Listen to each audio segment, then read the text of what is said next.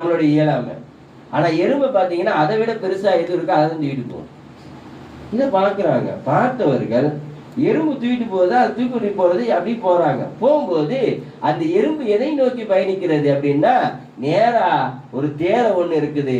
அந்த தேரைக்கு மேல் அந்த உணவுடன் மேல நிற்குது. நின்றது தேரை தண்ணியில் பயணிக்கிறது. தண்ணியில் பயணித்து அங்கே இருக்கக்கூடிய ஒரு கல்லுல போய் அது நிக்குது. நின்றவுடன் அந்த தேரையிலிருந்து எறும்பு கீழே இறங்குது. இறங்கி அங்கே இருக்க புழுவிற்கு அந்த எறும்பு உணவு தருது.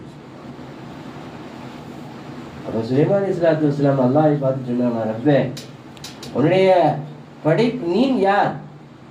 நீ உன்னுடைய படைப்பினர்களுக்கு எப்படியெல்லாம் உணவு தருகிறாய்?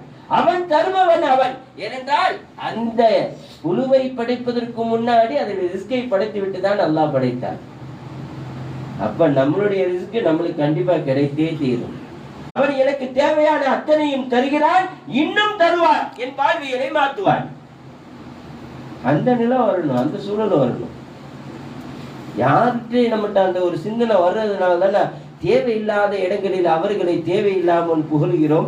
பின்னாடி அவர்களை பற்றி தேவையில்லாமல் பேசக்கூடிய வார்த்தைகள் அவர்களுக்கு அவர்கள் சம்பந்தம் இல்லாத.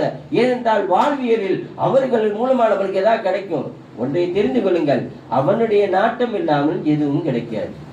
இதே சுலைமான் அலைஹிஸ்ஸலாத்து வஸ்ஸலாம் அவருடைய வாழ்வியலில் அவங்க அதே மாதிரி வர்றாங்க. அதே போல ஒரு எறும்பு. எறும்புடைய சூழல் என்ன தெரியுமா? எறும்புடைய சூழல் என்னங்க? அதை விட பெரிய பொருளை தூக்கிட்டு போகும். அதை விட ஒரு பெரிய பொருளை தான் அது தூக்கிட்டு போகும். நம்மளுடைய நிலை என்னன்னா, நம்ம ஒரு 60-70 கிலோ இருக்குன்னு வச்சுங்க, ஒரு 5 கிலோ 10 கிலோ தூக்குவோம். 100 கிலோ இப்படிதான் தூக்குவீங்களா? அது நம்மளுடைய இயலாமை. ஆனா எறும்பு பாத்தீங்கன்னா ஜிதினி உமுரி ஒரு சிட்டி என்ன சொல்லுச்சு? ஜிதினி உமுரி, என்னுடைய வாழ்வியலை, என்னுடைய ஆயுசு நீளமாக்குங்க. ஒரு சிட்டி, என் ரிஸ்க அதிகமாக்குங்க.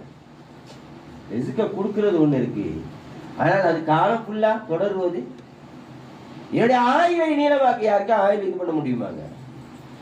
அப்ப அவங்க சொன்னாங்க, சுலைமான் அலைஹிஸ்ஸலாம், அது என்னுடைய பொறுப்புல அல்ல, அது என்னுடைய பொறுப்பு, படைத்த ரப்புல் ஆலமீன் அவருடைய பொறுப்பில் உள்ளது. அப்ப சொல்லிச்சு, நீங்கள் அதுக்கு பொறுப்பு இல்லை என்றால் யார் அதுக்கு பொறுப்பா அவன்கிட்ட நான் கேட்டு வாங்கிக்கிறேன், நீங்க என்னை கூப்பிட்டீங்க, அஸ்ஸலாமு அலைக்கும் சொல்லிட்டு போயிருச்சு. அப்ப நம்முடைய வாழ்வியல் என்ன தெரியுமா? இவைகள் எல்லாம் படிப்பூட்டுவது என்ன தெரியுமா? படிப்பினை என்ன தெரியுமா? வாழ்வியலில் பல விதமான மனிதர்களை சந்திக்கலாம். இவரின் மூலம் நம்முடைய வாழ்வியல் மாறும், அவரின் மூலமா எவரின் மூலம் மாறாது.